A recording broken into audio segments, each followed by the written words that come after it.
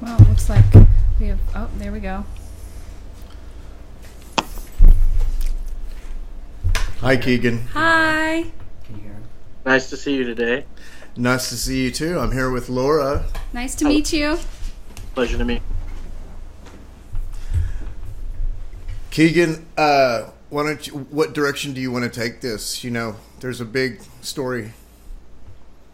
Well, I'm happy to answer anything you guys want to ask. So, I've been studying hard for the past couple of years, and so I'll try to fill in any gaps that you have. A lot of people have already heard my story, so if we do something a little different, that's okay too. So wherever you want to go, I'll go along with you. Okay, so just whatever, questions we might have for you, just Whatever. start firing away, okay? Whatever you feel. Well, let me first of all say, as far as any questions I might have, they're not going to be along the lines of does it exist or does it not exist? Right. But that's just personally where I'm at. And we've never done a show like this talking about this subject. I mean, I think it's pretty interesting. It's surprising to me there is so much debate about whether he does exist or does not exist. It's surprising to me, actually. So. Well, there's a lot behind why it is the way that it is, and it's that way for a very specific reason. And I can get into some of that deep past with you in this interview, and we can help bring to light some of why they've been treated like dumb wood apes and monsters, or even treated just purely as a myth, which is where they wanted to keep them originally. Mm-hmm. Now they're coming forward. People know that they're a reality, and there's an agenda at play here. I don't know exactly the individuals or groups that are behind the agenda, but I can outline the agenda for you. Is it an agenda of complete eradication? It's an age-old situation, and this is going to get into some pretty esoteric occult type information, but I've been studying this very deeply, and I don't have any problem going there and talking about it just the way that it is. Okay. I will talk about things like Atlantis. I will talk about things like Lemuria. I will talk about the ancient past of the earth. I'll go into ancient Jainism, Buddhism, Hinduism, talk about the Yakshas, the Yetis, and just kind of give you an overall arcing picture of kind of what has happened and what's going on now. Okay, so you can give us an overall arcing picture of what has happened in the past and what is happening right now in regards to this subject. Well, to the best of my ability from Okay. the information that I've gathered from credible sources, yes. Okay. Well, that sounds like a powerful testimony. Yeah, fire away, brother. That's awesome. Well, a long time ago, there was a civilization, a global civilization here on planet Earth. Mm-hmm. And the original main civilization of planet Earth, well, it's not the original. It's actually a secondary civilization. Mm-hmm. There was a first civilization that took place probably about 250,000 years ago on the Earth. And Wow. these are not the sentient beings that I'm talking about. The beings that I'm talking about stem from the Lemurian civilization, which I don't have an exact chronology on the time frame, Mm-hmm. but I would say Lemuria as a global civilization, because that's what it was. Although it did have a main area of continent that is now underwater for the most part, which would be west of the North and South American continents. Lemuria, or Lemur, or Lemur, or Mur, Right. or Mu. There was a Right. gentleman by the name of James Churchward who did an incredible amount of research.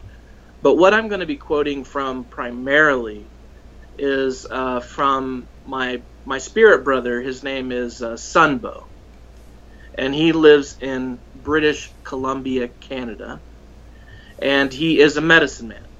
Is this a human being when you say spirit brother? Yes, okay. It is.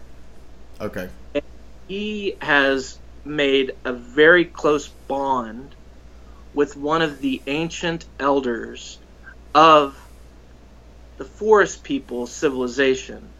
I think they prefer Forrest People, but for sake of conversation of this interview, I will say Sasquatch. Sasquatch, okay. I will say Bigfoot. Bigfoot. They do not like the word Bigfoot. Okay. So I'll probably resort to Sasquatch. They don't like the word Bigfoot. Oh, I did not know that. Or the Sasquatch people. Sasquatch people, okay. Sasquatch, okay, interesting. Okay, so I'm not going to talk about the original civilization from 250,000 years ago because I think that has less bearing on the story about what I'm going to talk to you about now. Okay. Now, whenever Lemuria began in this realm called Earth, Lemuria was a benevolent society that was focused in on worship of the forest beings, the elementals, and the people of the forest. The oldest religion on Earth that we know of, okay, from all esoteric writings, from all occult and esoteric writings, the earliest one that we know of, or I'll mention two. The earliest two are Jainism, Jainism.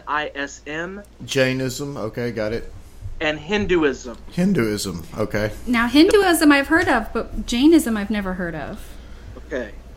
Jainism is now I'm not absolutely certain because, when you get into the real deep past, it's really difficult to pinpoint exactly the information that would have been from 250,000 years ago plus. Oh my But gosh. from what I can tell, Jainism, which extends into Buddhism, okay. kind of originated somewhere in southern India. Southern India, okay. Now, in southern India, close to the island of Sri Lanka, have you heard of Sri Lanka? Yes, I have. Okay, there are stories of Hanuman. Do you know who Hanuman is? Is he the monkey-headed god, Hanuman? For the Hindus, he is the monkey god. The monkey god. For the Chinese, he is the monkey king. The monkey king, okay. And that's how he branches out into these different traditions that are not necessarily religions, but philosophies. Okay, so are you postulating, or the idea is, and I've heard of this correspondence before, but these ancient Vedic gods or whatever they are, these half ape and half man-like creatures, are you saying that these are the forest people? Well, it's a little deeper than that. Okay, all right. Okay, because the forest people themselves originally would have been called by the name Yakshas. Y-A-K-S-H-A. Or S-H. Yakshas. Yakshas. Yakshas. Yeah, like Y-A-K-S-H-A-S. Yakshas. Y-A-K-S-H-A-S. Yakshas. Yakshas. Okay, now these, in the Buddhist and Hindu traditions, are devas. Devas, okay. They are semi-divine beings. They are not the divine creator. In between us and God, the creator, the absolute grand architect of the universe, there is a spectrum of semi-divine beings all the way down to us. We're actually still divine beings, but we've kind of forgotten how to use a lot of the abilities that have been completely natural to, say, the Lemurian civilization. Sure. Which would include telepathy, telekinesis, translation, teleportation, all of these abilities which are completely normal and written into our DNA code, we've forgotten for the most part. Yes. Unless, some people know about them if they're paying to be a member of a fraternity, which I'm not, but I know about them anyway because I study my head off. Oh, and my goodness. I don't really believe in controlled information for a fee. I believe in open, free information. I don't care whether it's esoteric. I don't care if it's occult. I think all people should be informed, and I think all of this information should be made to everybody, not just people that are members of fraternities. Well, you're doing a good job to do that, because let me tell you, you're really getting the word out, brother. I mean, you've really come up strong in the last year. It's been amazing. Well, I really appreciate that. I hope more people will find me, and I thank you for helping me to reach more people. Yeah, well, everybody appreciates the way you handle things, with tact and decorum and everything like that, especially on a subject that is hard for some people to comprehend. For me, it became personal. Because in December of 2015, I had my first contact with the Forrest People. And it changed my life forever. And I have kind of dedicated my life to helping to educate people so that people understand, so that we can get these, I don't want to be too mean here, but so we can get these people off of television that are promoting these shows like Killing Bigfoot. It's reprehensible. I can't believe they even, Bigfoot. Yeah, that they have shows like that, about killing Bigfoot. It's reprehensible. If people would just understand that the Forest People themselves, now I'm not saying every being out in the woods or in our cosmology, because we have a cosmology that is so vast it'll make your head explode. I mean, the cosmology of this universe is beyond comprehension, literally. But the Forest People, for whatever reason, they are interested in us, and they actually really care about us, and they really love those that love them, and they will help you. They will connect with you. They will guide you. They will teach you, and eventually they will connect with you not only on a spiritual level, but once you have acquired the trust and the love, and you are coming from the heart, they will meet with you in corporeal form as well, which they've not done with me yet, but I think is going to happen this year. The trust and the love, and what else to establish with the Sasquatch? Trust, love, and loyalty. Trust, love, and loyalty. Yes. So you're opening your heart. That's what it was. Your heart. It has to be your heart. Heart. They operate Okay. from the heart chakra. Okay. They operate from the heart chakra. They operate from the heart chakra. Yes. Got it. And your heart, actually, between your heart and your mind, spirit, that's kind of a portal. Just those alone together. Okay?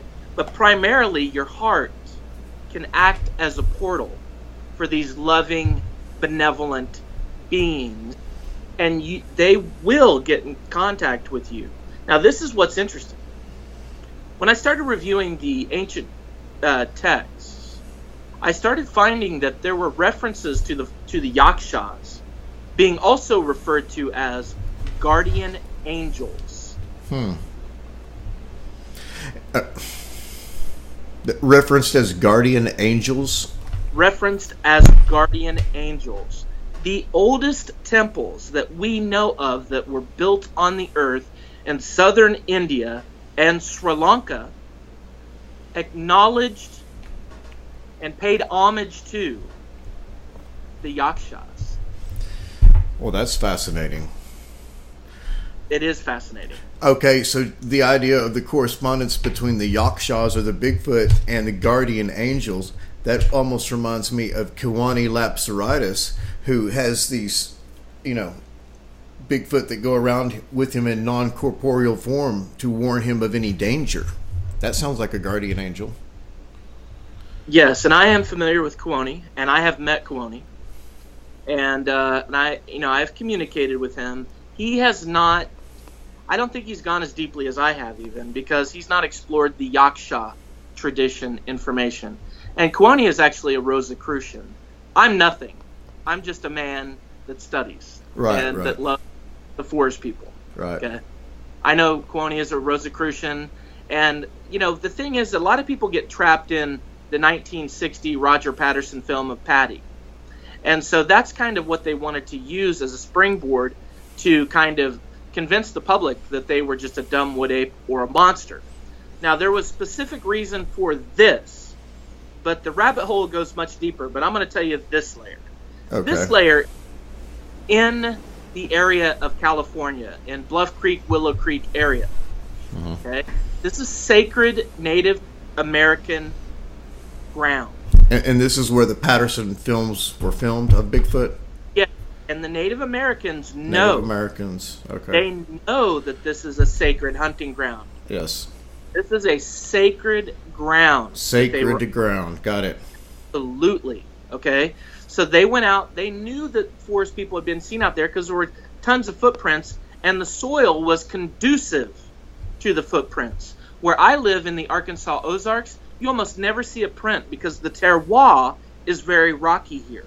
So unless you get a lucky muddy footprint, you're most likely never going to see a footprint in the Arkansas Ozarks, okay? But in Bluff Creek, California, in Willow Creek, California, you saw them all over the place, especially in the in the Native American land that's sacred, okay?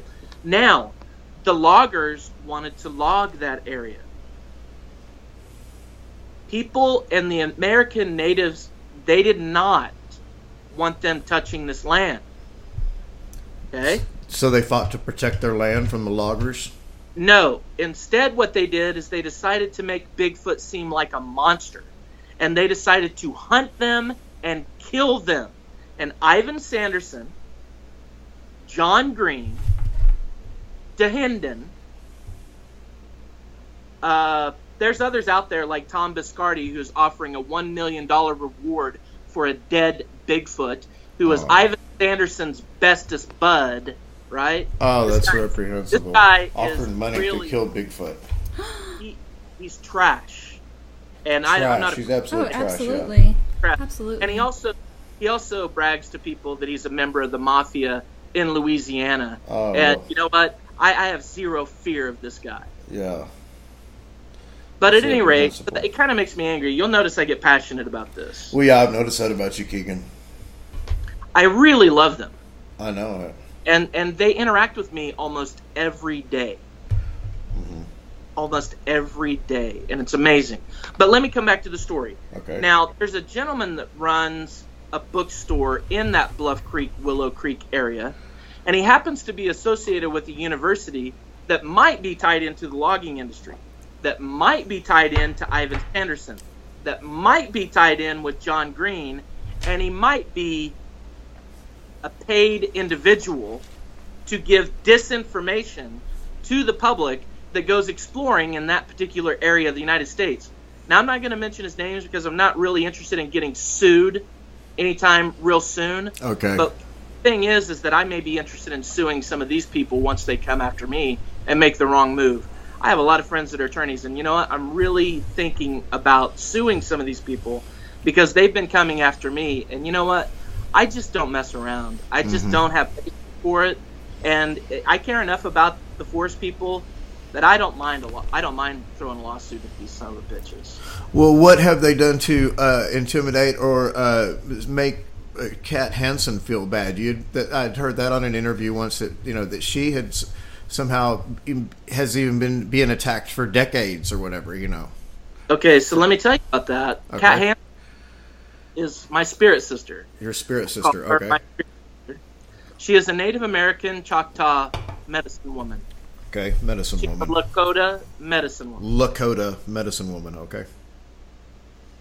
She was born into being a medicine woman for her tribe, a very special medicine woman that only comes around once every 100 or 200 years. So she carries a major mantle of responsibility for her people. She also encountered the Forrest People at between the ages of 4 and 6 years old. Okay? Mm-hmm. Now, I want to share this information kind of in the same way that we shared it on our show. Okay. And I don't really want to get sued by these people, but the thing is that I want the information to be out there. Yeah, you share the information however you like, Keegan. Okay. Whatever makes you feel the most comfortable. The thing is, Kat was attacked by a group of at least 3 men in front of her daughters. You mean, physically attacked? Over 100 or 150 stitches on her body. Oh, my God. Had to have teeth replaced. Oh, my God. Had to have her skull restructurally repositioned. Oh, my gosh. They literally tried to kill her. They also broke her daughter's wrist. And these are guys that claim they're Louisiana Mafia. Now, this is the deal. They're associated with somebody that's been in this for a long time that probably I don't like a whole lot. Right, and you're not going to mention their name, I bet. But Their name. I read you, brother. And they're very interested in either killing or capturing a Bigfoot. Does that ring any bells? Right, $1 million to kill Bigfoot. I'm not saying that it might have been somebody that I mentioned already. I'm not saying that. Right, no, I understand that. I didn't even draw that correspondence. Right. Okay, so what happened was they nearly beat her to death. Oh, my God. And, like, a couple of these men went to prison, 2 of them. Uh-huh. One of them actually got off. And then there was one individual that paid for their attorneys.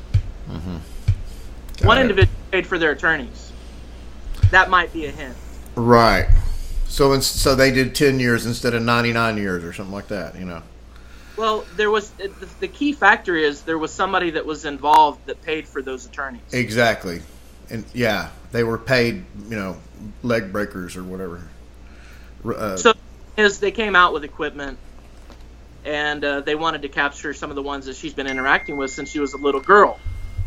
Oh, they were after more than just a silencer. They wanted to capture her correspondence. Yeah, capture and kill them. Wow. Well, okay.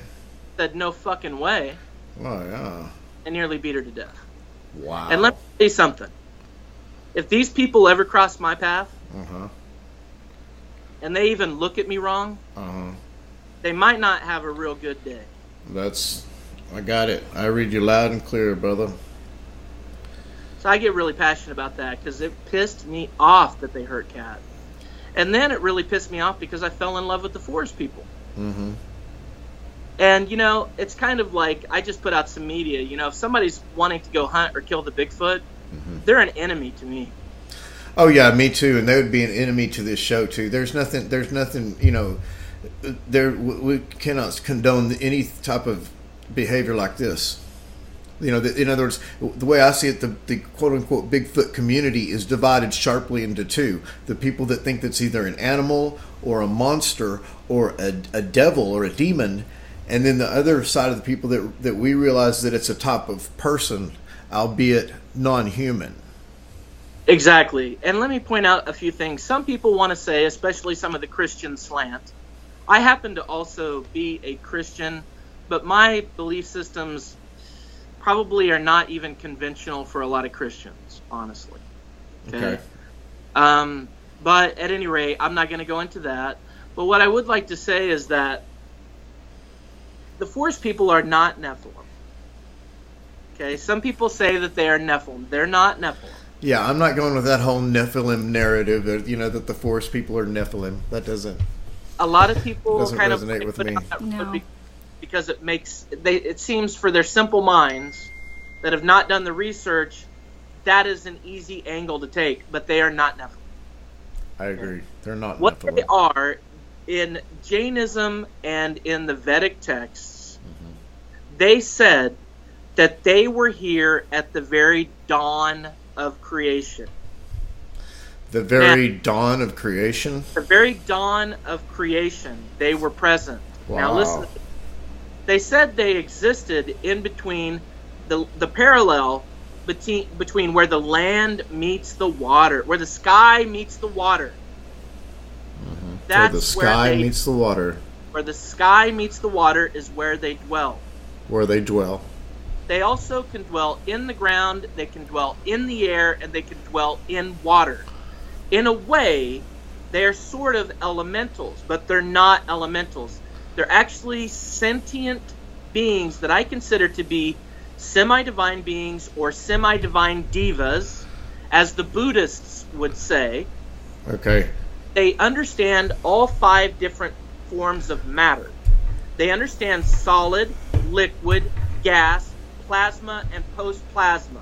They understand all 5 different types of matter. Okay, so what you're saying is they can exist in 3 different places. They can exist in the land or in the earth, in the air, and in the water. Literally. That is absolutely correct. As an elemental being, which is what essentially that they are. I think there is some differentiation between them and elementals, because I believe that they are more divine. But so they're closer to these divas? They would be, I think, closer to being considered a diva. Diva, okay.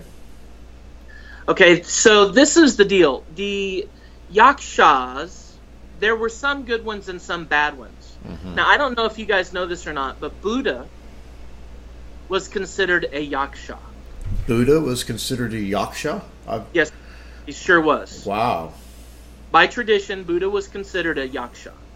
Buddha made he went to Sri Lanka, and he met with, get this, the wild people, the yakshas. They also call them yakas. Yakas. Yes. And yaksha is male. Yaksha is male. Yakshashas Yakshasha is female. Yakshashas are females, and yakshas are males. Mm-hmm. Yaksha or yakshasha. Uh-huh. And just like us, they have male and female biodiversity. What do you mean male and female biodiversity? There are males and females just like us. Oh, just like us. Okay, got it. Okay. They also eat, drink, and sleep just like us. They eat, drink, and sleep just like us. They have a death and rebirth cycle just like us. Death and rebirth cycle just like us. Absolutely. But do they live longer? Do they live longer than 72 years or whatever? They live between 200 and 300 years. Some have been known to live more than 300, and the original ones may have lived thousands of years. Oh my gosh! Wow. But right now they're living maybe 200 to 300 years. Right now they're living on average. 200 to 300 and years. Why is that? Why are they only living till 200 to 300 years where they used to live much longer? Because of the same agenda that's happened to us. Okay, I'm going to go back to Lemuria. The same agenda that's happened to us. Okay. I'm going to go back to Lemuria now. Lemuria. In Lemuria, these were benevolent people. Okay?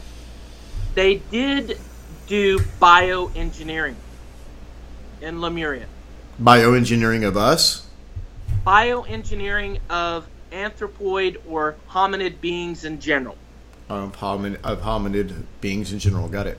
And there's a reason for this. Okay. When a planet, I really believe that we live in a realm, which is exactly what Nikola Tesla said. Mm-hmm. So I really don't get into the ball planet. I don't get into the flat earth argument. I just say what Tesla said. We live in a realm. Okay? And we are part of a grand cosmology. Mm-hmm. And I believe Vedic cosmology, which is reflected at Angkor Wat in Cambodia, mm-hmm. is an accurate depiction of our cosmology. Okay? Yes. Now, okay. So when a realm is developed. When a realm is developed. Yes, when a realm is created by the grand creator of the universe, the grand architect of the universe, which in my paradigm of reality is actually Jesus Christ. Okay. Not Lucifer, not Satan, not Baal, and not Baphomet. Mm-hmm. As much as people don't want to bite on this, it's actually the truth. Jesus Christ is actually the supreme architect of the universe. The confusion has been, hey, pay us money. We're going to tell you that it's Baphomet, Baal, Lucifer, and Satan. But that's not the case. The thing is that even the people that are in these fraternities, they've actually been deceived. So this is the interesting thing. Okay, so I'm not even. Let's just not even worry about who the actual grand architect of the universe is. Okay. Let me just go back to when a realm is created. There are beings that need to go through the school of corporeal form. They need to have soul progression in a realm that allows them to go through experiences so they can evolve as a soul. Soul progression through various like reincarnations. Is that you in various lives, one after another? Is Yes, that is correct. okay. Okay. Now, the reason they built some of these more advanced type hominids is because they needed to be able to go into the different parts of this realm, into the mountains, into the islands that are being formed by volcanoes, into the areas where there may be dangerous gases. They needed to be able to go into these areas to find out where we could build civilizations. Mm-hmm. Where it was safe for the ones with no hair to live. Right. So they're kind of like scouts? We kind of had to have like a tank scout to Okay. get out there and do this work. Well, guess what? That's where the Yakshas come in.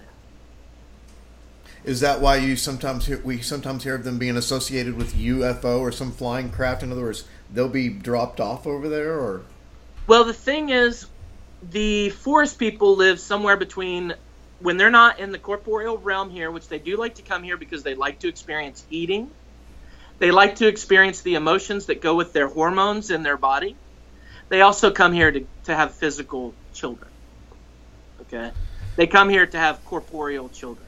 They give birth in the physical realm. But can they just go in and out of this dimension or this realm at will? Not all of them. Not all of them. No, because I believe they're a shamanic civilization. In other words, I believe that they go through an initiation at a certain age to learn those rites and rituals to be able to translate into the higher vibrational realms. Okay, yes, they go into an initiation at a certain age, under certain conditions, which will then allow them to transcend into some of this shamanic knowledge, which may, in fact, let them go between these two realms. Absolutely. Fascinating. And the Native Americans have always said, and this is in all Native American tradition that I know of, okay, that the Forest People, or the Steyama, or the Intuwani, or the Yakshas, they all say that they have 1 foot in one world and 1 foot in another. 1 foot in one world and 1 foot in another. That's right. That's a pretty good description, isn't it? Yeah. And they're right on the money. Mm-hmm. They're right on the money. Now, for the Forest People, in Lemuria, I told you they created these bioengineered beings. Some of them less divine than others. Some of them went off and formed civilizations and groups or villages or, smaller groups that maybe were less spiritual. Okay. And some of them were very spiritual. Bioengineered beings. Yes, that's correct. Okay. Now, what happened is that there was another group that seeded here that would have been a part of the Atlantean civilization. Okay. Another group seeded here that would have been a part of the Atlantean civilization. That's right. Okay. They came from a higher vibrational frequency into this vibrational frequency. Okay, they came from a higher vibrational frequency into this vibrational frequency. That's right. Okay. Now, in theory, they were supposed to come here and monitor the Earth. Monitor the Lemurians. Monitor, make sure that everything goes okay. They had a senior kind of advisor that went by a term called Adonai. The Adonai. The Adonai, yes. Like you mean as in like what it says in the Bible or whatever? That's actually a title. It means Supreme Commander. Supreme Commander, the Adonai. And so were the Adonai hairy like that? Not necessarily. Okay. Not necessarily. I believe that the Adonai may have been more like the Anunnaki. Okay. The Adonai might have been the Anunnaki. Yes, that's correct. Right. Now, they had a job. They were supposed to come here and monitor the world. They also had some very specific agendas. They wanted to bring gold back to their civilization. Gold, right. Their realm. They wanted to bring gold back to their realm. So you can take gold from this realm and somehow transport it to the other realm. Absolutely. Fascinating. Absolutely. And so their job was to come here, kind of overlook the Lemurian civilization, mine this gold, and do not interfere with the beings that are here. Do not procreate with them. Period. That was the rule from Adonai. Okay? Now, some people get into the other terms, Enki, Enlil. And Enki, more or less, I can talk about that too, but I think it's not really necessary for our story. Okay. Essentially, I'm just going to talk about their roles instead of what their names were, because I think their names in this situation are a little bit less significant. And they're thrown around so much. Everybody talks about Enki and Enlil and all this stuff. It can get confusing. Well, if you're a Freemason, Enki's the good guy. Right. It's Enlil's actually the good guy, though in reality, Enlil was actually the good guy. If you're a Freemason, then Enki is the good guy. That's right. And Okay. Enki is more or less Satan. Enki is more or less Lucifer. But, okay, so it's really reversed somehow. Okay.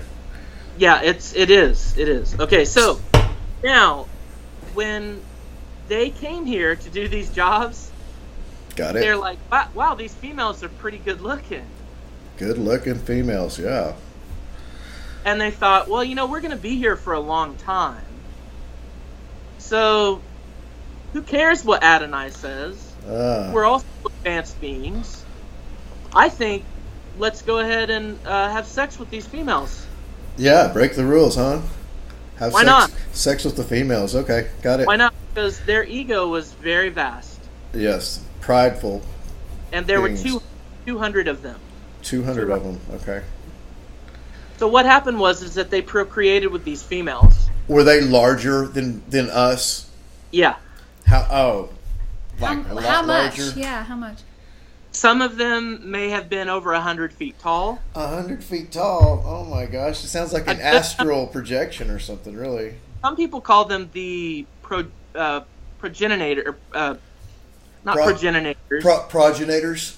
Progenitors, something like that. Progenitors, yeah. And some people call them the primordial gods. Some people call them the Archons. Archons. Oh, yeah, I think we've heard that before. Okay. And some people call them fallen angels. Fallen angels. Oh, hell. Okay. So now, I'm not talking about the Forrest People, though. We're talking about a different group here, No, right? I know we're not talking about the Forrest People on any of those things. Right. Okay. So these guys, they're actually coming down. They're starting to break the rules, and they get lazy. The 7 deadly sins start creeping in on them. They got lazy. Imagine that, huh? They got lazy. Right. They were coveting. Like, all these things, man. They just, came into this realm and just totally lost all their sense. Oh, yeah. They didn't have anyone looking over their shoulder or whatever. No. And so what happened then is they started having children with the species that was here. Okay? Now, this is where the giants come from. Oh, okay. This is where, King Og, Nimrod, the 100,000 giant wars. 100,000 giant wars. Yes. And you know what? The Forrest People in ancient esoteric and occult texts actually fought in many of these ancient wars. Even some of the Persian ancient texts mention this. Yeah, that's startling information, but in a way it doesn't surprise, that the Yakshas have been, recorded in battle fighting for various sides of this war between men and giants. That's right. Now, so they've had offspring at this point. Now, Adonai is not happy. Oh, hell. He's not happy. Now, the reason that they were called like fallen angels, they called them fallen angels, because Adonai said, you broke the law. Broke now, the law. In the galactic order, you're not allowed to break the law. Right. It's a cosmic law. That's right. If you break the divine cosmic law, you're out. Mm-hmm. So guess what? What? They became what is known as the fallen angels at that point, because they could never, ever rejoin the divine cosmic order. They're the fallen angels because they could never, ever rejoin the cosmic order. That's right. That's exactly correct. Wow. Kick ass. Okay, so then God, after all of the... now, there's wars called the 100,000 Giant Wars. Do you think there might have been a lot of giants on the earth at one point? Well, at least 100,000 giants, it sounds like. Exactly. You know, and this is giants is a big subject for me, and the thing is, even as recently as like 300 A.D., there was an emperor of Rome named Maximus who was like 10 feet tall. Yes. And he ate 40 pounds of meat and 14 bottles of wine at every meal. It's talked about in every religion, in every culture. Yeah, there's giants for sure. Absolutely. Absolutely. And they found them. They found the Paracas skulls. All of these things have been swept under the rug by the Smithsonian. Who is the Smithsonian associated with? They're associated with all of the groups that are associated with Freemasonry. Now, why would they do that? Because they would rather keep the information secret and make people pay a fee and take a blood oath and join these secret societies. It's just a bilking operation. It's just an operation to take people's money. So they actually have plenty of money. So they go into they own the Smithsonian, guys. They own it. They own our academic college system.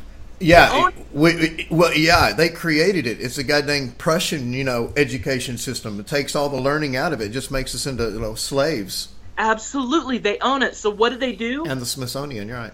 When they acquired these relics, these artifacts, the average person never gets access to them. And academics only get access to them on rare occasions if they don't mysteriously disappear. Oh yeah, they throw all that shit away. If they get enough of it, they'll just take it out in the ocean, just dump the whole thing overboard, just to get rid of that crap. You can't even apply to gain access to this stuff unless you toe the line with Darwin's theory of evolution. You're right. Yeah, you got to toe the line with Darwin's theory of evolution, and that's why I personally went to Paracas, Peru last year. Awesome. And went into the museums and looked at there's the skulls right there. I was right there with skull number 176. But even in the government museum, it even gives the narrative about that it's the cradle boarding and all this stuff.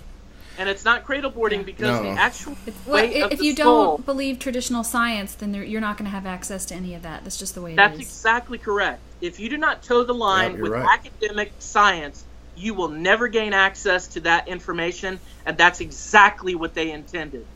Yes. But they also made it to where they have a safety relief valve, and that's in Peru. In other words, you want to see the skulls? Okay, fly your ass over there and go check it out. But over here in the United States, it's like verboten. No, and that's why I get attacked. That's why I get attacked, because I'm telling people the truth. Oh, yeah. I'm telling people the truth, and I'm bucking the system. And I'm saying fuck you to academics. Yeah, oh God, I'm making saying a strong fuck you to stance science. against academics. Yeah, same thing. Lots of problems there. They're all full of shit, and they're all Freemasonic assholes. There's that. Let me tell you. I just had a video recently attacking critically the university system in the United States of America, and when it comes to the archaeology department, I condemn them all except for Brigham Young University. And I'm not a Mormon, but they have a college that tells the truth. Well, let me tell you what. In archaeology. They have a lot of excellent, all these Egyptian, ruins and stuff like in the Grand Canyon. The Mormons actually have some of the best information out there because they're not concealing it from people. Well, they're keeping it amongst themselves. Well, they are, yeah. But even if an outsider like myself, there's a Mormon church like a block and a half from me. Mm-hmm. If I went over there and I made a request, they already told me that I could do this, some Mormons. And they will actually open up and share information with me, even though I'm not a Mormon, which is really cool. Now, there's a lot of Freemasonry tied into Mormonism, but not all Mormons are corrupt. Actually, a lot of the Mormons, they're good people. Okay. Right. So you have these people at the Mormon church are willing to give you some of this information. That's wow. Interesting. Yeah. They're actually really pretty cool. They seem to have access to these underground systems, around Salt Lake City and all this stuff. There's all these caves and stuff. Part of the reason for that is because that's an area of the earth that actually did not flood. It didn't flood there. Oh, okay. Is that why there's all those pyramids and stuff in the Grand Canyon? In Utah and Ohio. Okay. Yeah. Wow. That's why. So the Mormons have had access to that information. That's why they went there. Right. Yeah, there's no telling what, other type of information or technology, that they've discovered. Yeah. And there are almost all the other religious organizations out there except the Protestant ones that are small and they're just kind of, hit and miss. They're not nefarious in any way. Mm-hmm. But large organizations that are religious, the biggest ones. Yeah. Yeah. We're no fan of organized religion over here, so don't worry about it. Don't worry about that. Yeah. I'm surprised we haven't talked about the Catholic Church because talk Yeah. about a wealth of knowledge that's being hidden. I try to be light-hearted and not get too hardcore on the Catholics. I have two friends that I freaking love to death that are Catholics, and in fact, they're like Knights of Columbus, which I think more or less is Jesuits, and from everything that I have seen, I can't stand, except for them, my friends, Adam Weishaupt, all the Jesuit stuff, I just want to slap them around, man. Like, I am so angry with them. Like, Neil deGrasse Tyson, Jesuit. All these people, all of NASA, Freemasonic Jesuits. Yep. So, these people that say that, oh man, the Illuminati's not real, Jesuits, let me tell you what, I know the Illuminati's real. Mm-hmm. And I know who their Jesuit soldiers are in the streets. I lived around New York City. I had friends that were in the Boston mob. Mm-hmm. I had friends that were in the Italian mob. I have friends that are in the Irish mob. I'm not a criminal myself. They just liked me because they liked me, I guess. I have an outgoing personality. They liked me. But, they liked me so much that they told me who they were. And then they told me how the Illuminati worked. And then they told me who the Jesuits were. And then they told me who the Jesuit soldiers on the streets are. And let me tell you who they are. It's the Mafia. And they're employed by Rome. It all just kind of fits into play. It all falls together, doesn't it? It does. It's like, oh, who'd have thunk it, And so the Atlanteans, they were outcast by Adonai. Actually, it wasn't just Adonai. It wasn't like God said, I no longer love you anymore. You're no longer my people. It was Adonai is so strict in the galactic. Oh God, what did I call them? So the Atlanteans were outcast by Adonai. The Atlanteans. It was more than that. Okay. They were outcast not only by Adonai, but it was a rule by the Galactic Order.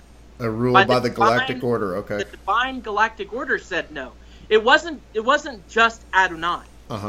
It's a rule. If anybody breaks these rules, you're out. It wasn't just Adonai said, I don't love you anymore. I'm turning my back on you. You're an arrogant, egotistical ass. No, they broke the divine cosmic order laws. Got it. The divine cosmic order laws. They broke them. It wasn't that they just rebelled against Adonai. Mm-hmm. It was that they rebelled against the entire divine cosmic order. Yep. That's not good. No, that's a law you don't want to break. No, it's not. Mm-hmm. Freedom is actually found in the law, not in chaos. Yeah, you're absolutely right. And that's why a lot of these really devout Satanists and stuff, they're totally fucking confused. They got it all wrong. They think that chaos is freedom. Actually, chaos cuts you off from the divine cosmic order. Exactly. I mean, what they don't call it chaos for nothing, you know. Chaos equals chaos, right? So yeah. But see, everybody's meant to learn too, and so like I don't even really go off on the Satanists and stuff unless they're hurting children. And you know, if somebody wants to be a Hibernian or whatever it is that they like to call themselves these days, you know what? Knock yourself out. You know, just don't hurt babies. Do not hurt children. I don't care if you want to go worship goats and whatever all day long. It doesn't matter to me. But don't hurt children. Don't be pedophiles. Don't do satanic ritual abuse.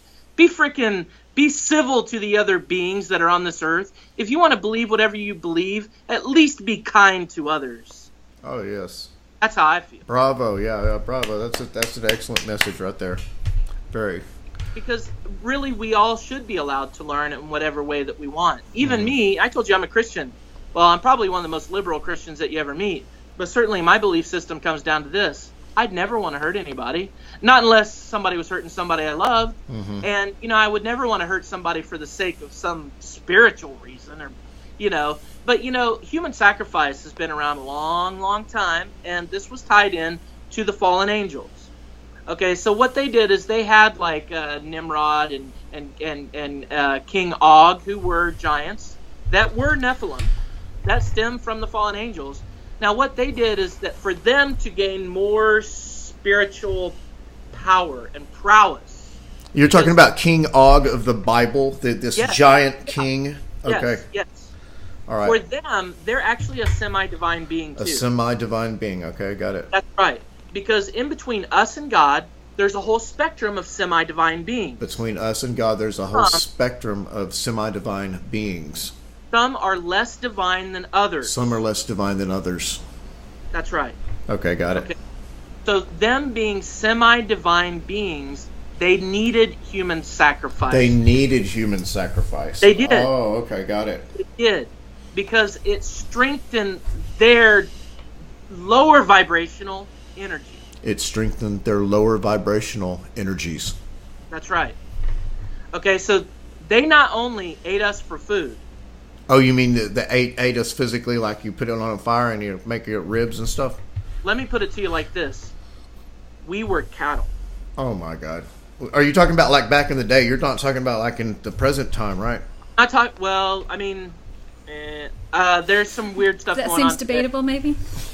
There's some weird stuff going on today. Okay. All right. But let me go back to when King Og and Nimrod were around. Okay, so King Og and Nimrod, that was probably 20,000 years ago, 100,000 years ago, or 6,000 years ago. 6,000 years ago, okay.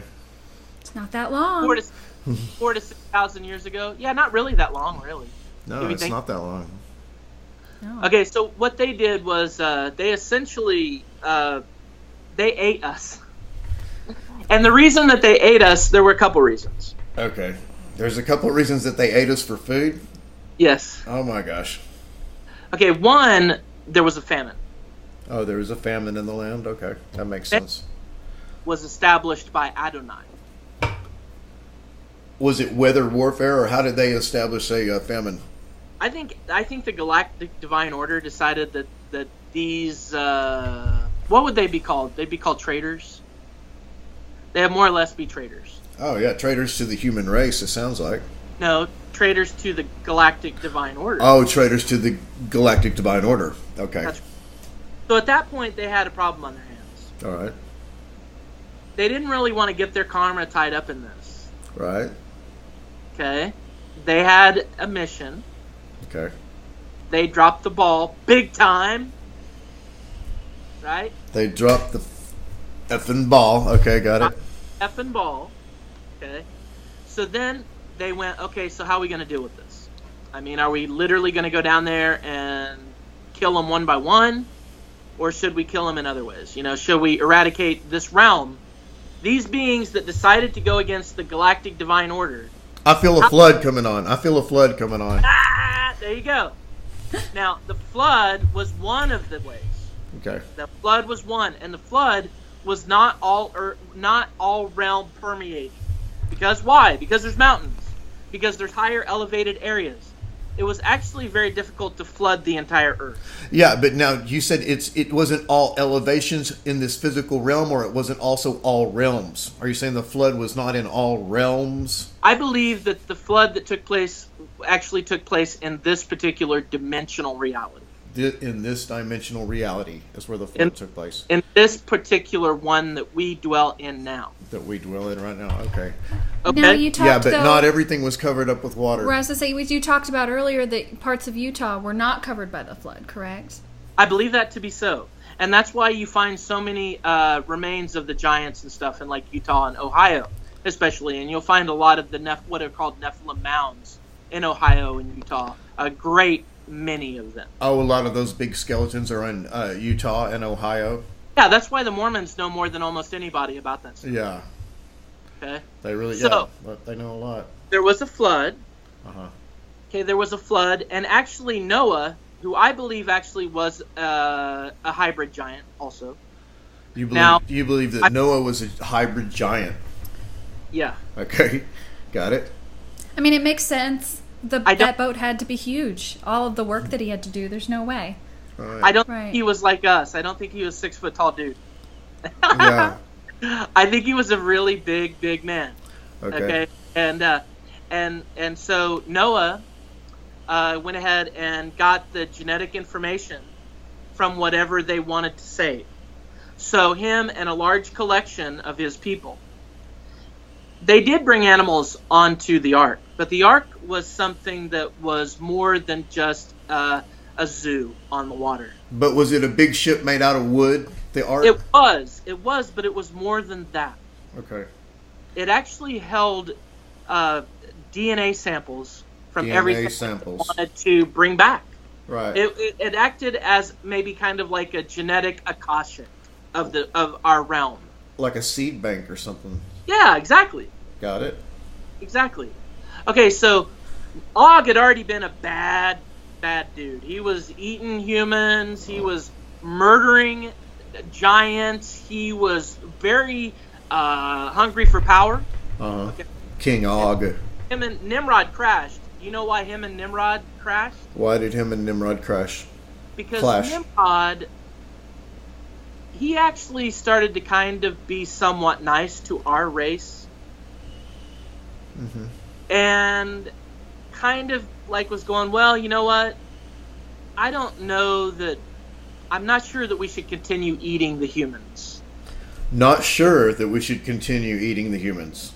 Yeah. Okay, got it. And Og was like, what the frick are you talking about? Og was like, fuck that, huh? Exactly. These goddamn humans. Exactly. And, you know, the thing is that the thing about the flood, well, Noah let Og hang on the side of the ark. Now, this is interesting. Noah let Og hang on the side of the ark. Yeah. So that he ready could... for this? No, I'm not ready for this. He made an agreement with him. Okay. The agreement was, you will be nice to... What did they call us? They called us the... oh, my gosh. I forgot the name of what they called us. Damn it, I forgot it. The Adamu? The Adamu? No, they call it more or less the little ones or the little humans or something like that. The little ones. Little us or something like that. Right. Uh-huh. So Noah said, I will let you hang on to the side of the ark if you will stop being cruel to the little ones. I will let you hang on to the side of the ark if you stop being cruel to the little ones. And the little ones are us. Or us. That's right. Yeah. Oh. So he had to make a pact. But he did make a pact with them, but he broke it. He broke the pact.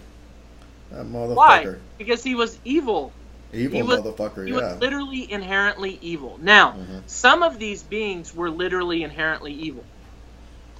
Okay, not all of them were, but some of them were literally inherently evil in its purest form. Now, Og happened to be one of the... Have you ever heard of Og and Magog?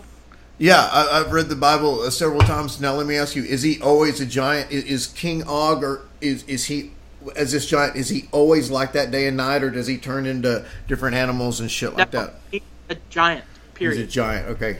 Period. Okay? fucking Now- 12 feet tall or some shit like that. Talking about the Bible, Bigger. what about the story of the Cyclops in the Bible? Is that a giant? They were a part of the 100,000 Giant War, and there were definitely Cyclops also. Oh, okay, so there was Cyclops. They were Nephilim. Nephilim, okay, got it. Now, there were less Cyclops than those with 2 eyes, but there were definitely Cyclops too. There was less Cyclops, but that there at least was some Cyclops. Absolutely there were. Okay, absolutely got it. Because when you read the Odyssey, when you read any of the ancient Greek mythos, you're not reading fiction, guys. You're reading the truth. The ancient Greek mythos? Actually, those stories are the truth. The truth, okay, got it. So are they related though at all, the Cyclops and the giant? Or They are. It's just the way the evil manifested. Oh, it's the way that evil manifested? Okay. Just different ways the evil my manifested. God. Oh. Now, are they part of those beings that live between us and... No, No. they are not the Yakshas. So they're less divine. Because these giants do not go interdimensional. They do not go interdimensional. Okay, so the giants are less divine than the Yakshas. Absolutely. But within the Yakshas, some are more divine than others. In other words, you got stupid Yakshas and smart Yakshas. Well, like you the know ancient how ones? we have like all kinds of different avatars, like Saint Germain. We have Saint Baba Germain. Ji, we have Jesus Christ. We have Jesus Buddha. Christ, Buddha. We have Vishnu. We have Vishnu, We have Krishna. Shiva. We have all Shiva. of these divine beings. Guess what? The Yakshas have them too. The Yakshas have their own set of those, or they have this. They have those exact same deities. The Yakshas serve Lord Kubera or Lord Kuber. Okay, Lord Kuber. He is king of the Yakshas in the divine realm. King of the Yakshas in the divine realm. Lord Kuber or Lord Kubera. Kuber or Lord Kubera. Yes, that's right. Fascinating. Now, the ancient Hindu texts say that the Yakshas come out and dance for Lord Kubera when? At night. The Now- Yakshas come out and dance for Lord Kubera when? At night.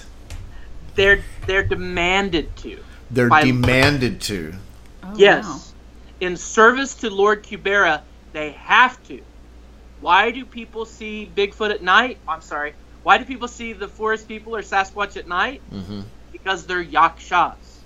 They're demanded to somehow to They go out can't at night and The dance. odds are you're going to see them at night more often than you're going to see them in the day, because usually they sleep during the daytime. But they actually are more active at nighttime, and the ancient Vedic texts said that they are required by Lord Kubera to go out and dance and entertain him at nighttime.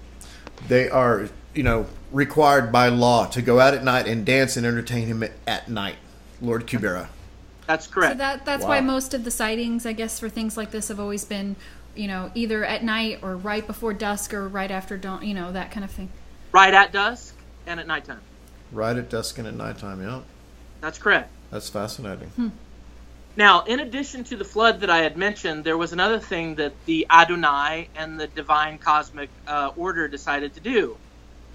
You remember like all the plagues of like the fair in the Bible, like the 7 plagues or whatever? Oh, all those damn plagues in the Bible? Yeah, I remember that. Those were some of the things that took place. Okay. And the pharaohs were connected to the Nephilim. The pharaohs are connected to the Nephilim. Now you're talking, right? The pharaohs, Absolutely, they were. You goddamn- Absolutely, without question, they were. huh? Okay. Okay? Now, King Og hated Moses. He hated him. He hated his guts. King Og hated who? Moses. Oh, he hated Moses. Yeah, and he hated Israel. Now, let me ask you this. Was Moses a regular-sized guy like us, or was he big like Noah? He might have been bigger. He might have been bigger. He maybe somewhere in between. Yep. Yep. Somewhere in between. Maybe So about 8 or 9 feet tall or something. Yeah. Might have been. I'm not sure. Right. Maybe 12. I don't know. 12? But he might Oh have my been God. bigger. Might have been bigger. Yeah. Okay, so this is interesting. It is interesting. The other thing that they did is they caused a famine. Famine. Okay, that sounds familiar. Where have I heard this before? Right? Yeah. On Sundays growing up, Mm-hmm. Yep. So you're going to find in like Beowulf and all these other ancient mythologies, you're going to find stories of leviathans and stuff like that. Yes. Do you know why? No. What is a leviathan? A leviathan is a giant dragon of the water. Big dragon in the water. All right. Okay. Why? Now, in these ancient texts, during the famine, guess what these giants went out hunting for food? Let me guess. People? The leviathan. Oh, the leviathans, they went out to kill the big snakes in the water to eat for food? For food. And guess that's fascinating. Guess what else they ate when they didn't have that? They ate us. Yeah, they ate us. That sounds familiar. Now, there were two gods that they served at this time. Okay. Some of the giant camps worshipped Baal. Baal, that's a god of the giants? That's a god of death. God of death. And he is the god of the giants. God of the giants. Okay? And he requires sacrifices. And he requires sacrifice as in human sacrifice. Yes. Got it. That's why in so many different traditions around the world, there are human sacrifices to Baal, also known as Moloch. Baal or Moloch, yes. Okay? Yes, I'm familiar with these names. So to get approval from Baal and Moloch for your people, now this is where things really get touchy. But I want to tell you about another god first. The other god was called Mot. Mot as in M-A-A-T, the Egyptian goddess Mot. Or it's also spelled M-O-T. Okay, Yes. M-O-T. But Yes. yeah, it can be maybe female or male depending on the manifestation of it. Exactly. Okay. All right. So we have Baal or Moloch Baal slash Moloch. and Mot. And Mot slash Mot. Any of those, it's the same thing. Okay. They sound the same. Nimrod actually worshipped Mot. Nimrod worshipped Mot. Yes. King Og worshipped Baal. King Og worshipped Baal. That's right. Uh-huh. Okay. So what they did is they ate the men for food. The men were food. They ate men, human beings, for food. That's right. Oh my God. Okay. The women were for sex slavery. The women were for sex slavery. I don't know which is worse. And they were also... Especially with giants. They were also... Right? Exactly. Also the priestesses of the temple and the servants of Baal and Moloch's temples. The priestesses were the servants of these temples for Baal and stuff like this. That's right. Now the babies. Oh my God. The babies were sacrificed to Baal and Moloch. Oh my goodness. They were burned and eaten. Oh my goodness. They still do this today, guys. Oh my goodness. Oh my. And you wonder why there are missing children. Mm-hmm. You wonder why there's like this ritual abuse stuff out there. You wonder why like there's one particular president that may have been called Og and another president that was called Magog, Og and Magog, and they might have been involved with what? An organization called Skull and Bones, which is what? Based on death, based on the worship of Baal and Moloch. And what did they do at the Bohemian Grove? They worship Moloch. This is what they do at the top of the Illuminati pyramid, guys. And this is why there are all these stories out there, and David Icke and all these people that are talking about all of this human sacrifice, ritual child abuse, MK Ultra, all of this stuff is because it's still here today. They're still running the planet, guys. Nothing's really changed. Oh yeah. They just keep running the program over and over, huh? We haven't actually got it right yet. We actually haven't got it right yet. We're actually still caught in the same system. Uh-huh. Now, you asked me, what are they doing to Bigfoot? There has been... Now, hold on. I want to stop right there because that is a big central point of the question I have is what are they, these military or whoever it is going around exterminating Bigfoot. But Keegan, let us take a 5-minute break, okay? Are you down for that? Yeah. And when we come back, I want to know exactly what's happening to Bigfoot, who's going after Bigfoot, why they want to kill him, and exactly what your take on it is. Well, and again, I want to say to the audience, these are my perspectives, Right. and I'm not claiming to be 100% accurate, but I think I'm close. Right. Well, we want to hear your perspective, and and everyone realizes that this is just your perspective, and but it is very thought provoking. We'll see you in 5 minutes, brother. All right, see you in 5. All right, bye. I would I'll just take let it these run. off for a second. That thing, we'll just leave that thing on. Or is the connection still going then? Yes. Or are we going to reinitiate it? It's right now. It's still going. Okay, let's test. I have what may be a solution, Okay. so let's All right. test. And it then real now, I know he said he has another interview at 4. Yeah. Because it's already 3:20. quick. Yep. So. Let me try this real quick and see if this will work.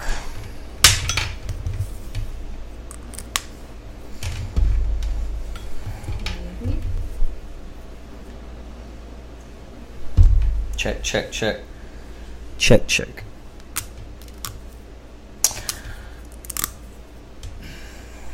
Not working.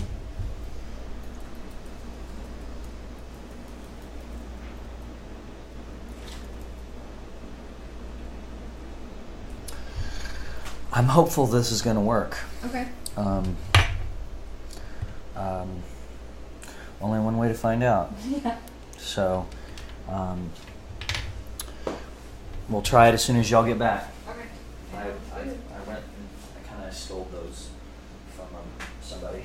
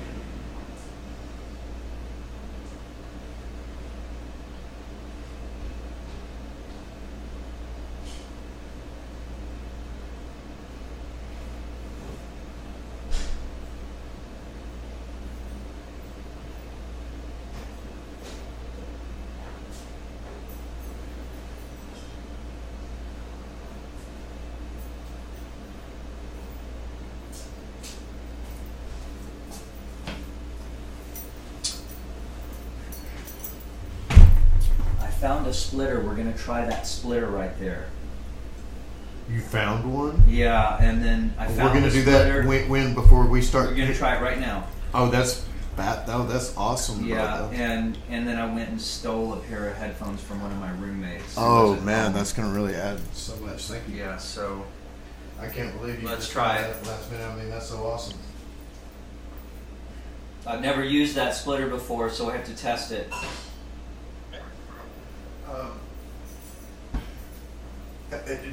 Do we still need to do a check on it? You'll know as soon as he starts talking. Just tell Exactly. Him, just tell She'll either him, hear hey, him or I she wanna- won't. Right. Just tell him we do need to do a mic check real quick before you start. Okay. To make sure everything's working, and just see if she can hear.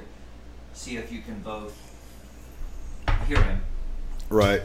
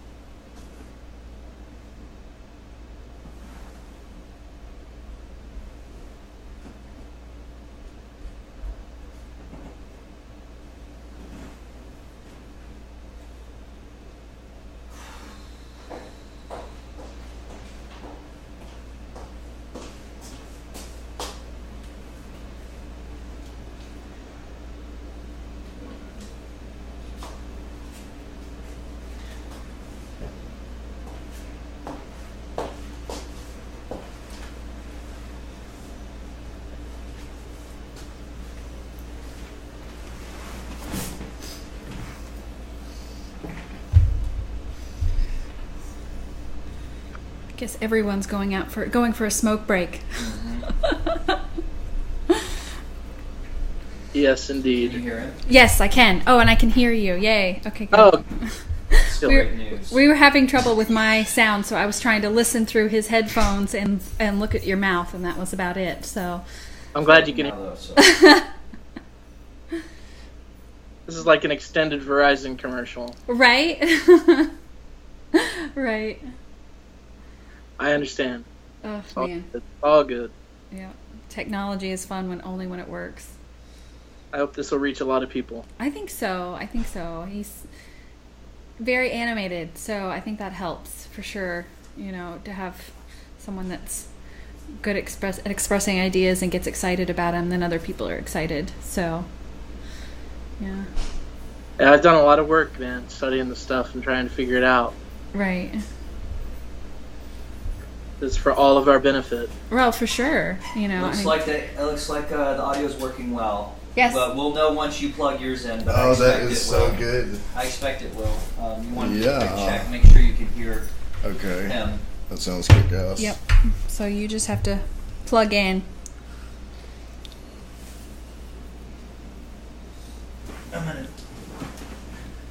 Are y'all twisted? Do you need check some the help? visual one Oh, more dude, time. shit. You okay? Yeah, I put it around my neck one too many times. Yeah. Mm. Okay, Keegan, can you hear me? Yep, I can hear you perfectly. And I can hear you too, brother. Yay! Do we know why it says Skype on that like that? It went away. It said Skype on that. Okay, cool. That was weird. We're still recording, right? Everything good? We're still recording? Yeah, See us? we're Do you recording see on that? our side. Okay. It records All it right. automatically. Okay. Do you see how it was? Do you see what Yeah, I was seeing? I think it was just because of where it was located, maybe on Okay, the screen. I think we're okay. We're just double checking a couple things. I'm recording the audio on my side. I think it's good. Right, Okay, we're recording. Yeah, It's actually yeah. recording both sides, Yeah, but it's onto one file. But it's actually two different Yeah. tracks, and we It's have all to use a good. third party deal to extract them. It's Right, you know. that's usually the best It way. looks good. Everybody looks good. It's It gonna works. It's going to be a hot video, guys. Yeah, and you look great on this end, Keegan. Oh, excellent. You look Good. like $1 million, huh? Yeah, That's great. yeah. And man, let me tell you, now we're getting kind of to the meat and potatoes of the deal because of the rumors that we've heard, and that, not even, doing a spoiler or a teaser about this whole Rob Lowe deal, which we do want to hear your take on this. I'm okay? super excited about this when you sent it to I me. know it. Yeah. I didn't know anything about this until Me yesterday. either. But And there's- actually, somebody at my office was talking about it right after you had told me about it. So it had already gotten out pretty big for sure. Yeah. Yeah. So, but let me ask you this: you say that there's some type of military, units or something like this that are going around and either trying to capture or kill the Sasquatch people, the Forest People. Is that what's happening? Yeah, that's happening now, and it's also been happening since Atlantis. Wow. Yeah. What happened is that they called they called them Archons, or they called them the primordial gods. Mm-hmm. Lowercase g. Okay. Lowercase g. Got it. And if you look at the primordial Egyptian gods, that's who we're talking about here. Okay. So. Well, do these gods have names? I mean, you're not talking about Isis and Osiris and Set. Is that who you're talking about? Yep. Okay. Those primordial gods. Okay, got it. Yeah. Those are some of the names for them. But also in other traditions, like in the Greek tradition, Zeus, Thor, Hercules.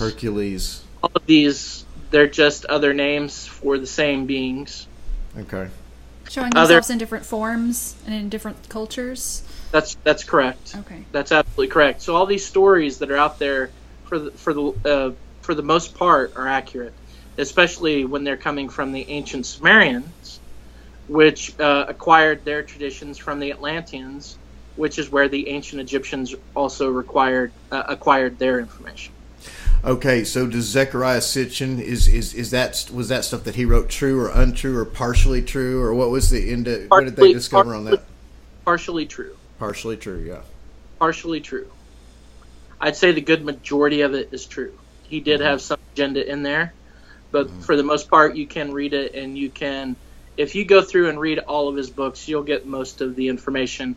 I would also recommend also all of James Churchward's books. James Churchward. I've heard this name before. What did he specifically write about? Churchward. Churchward. Okay.